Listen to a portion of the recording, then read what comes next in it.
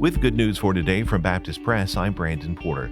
The organization that governs competitive swimming events around the world has ruled that swimmers who identify as transgender women and who began transitioning after the age of 11 cannot compete in women's swimming events. FINA made the announcement June 19th. The rationale for the rule is the inherent physical advantages afforded to males who undergo puberty as males, such as increased muscle mass and lung capacity. It gives them an edge over biological females, they say. In March, Leah Thomas became the first athlete identifying as a transgender woman to win an NCAA championship in the 500-yard freestyle competition.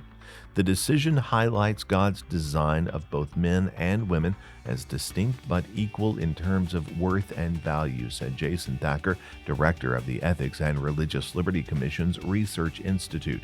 Hormone treatments and gender therapies cannot alter the unchanging fact of being created male or female in the image of God, Thacker said.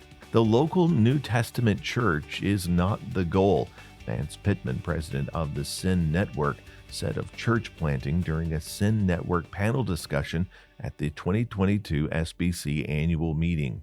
The local New Testament church is the tool established by Jesus for the expansion of the kingdom in cities and nations around the world, he said. The real endgame is the kingdom of God. The discussion, moderated by Trevin Wax, was centered on creating a sending mindset in a local congregation. Any local church will eventually die, Pittman said, pointing to the churches planted by the Apostle Paul in Ephesus, Colossae, and Philippi. He said they're dead and gone, but the kingdom of God is alive and well. The first step, according to Pittman, to create a sending culture is to recognize that the purpose of the local church is to focus on a mission grander than itself.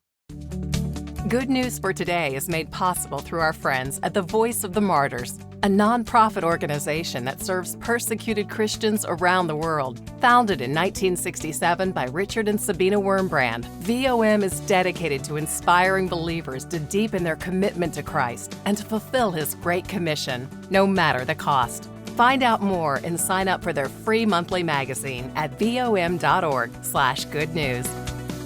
In 2020, pandemic restrictions made it more difficult to attend church services. Many haven't returned to an in-person service.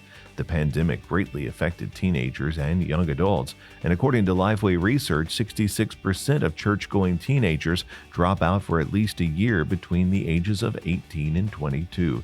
This has made it even more difficult for them to return. Read about it at our website, baptistpress.com.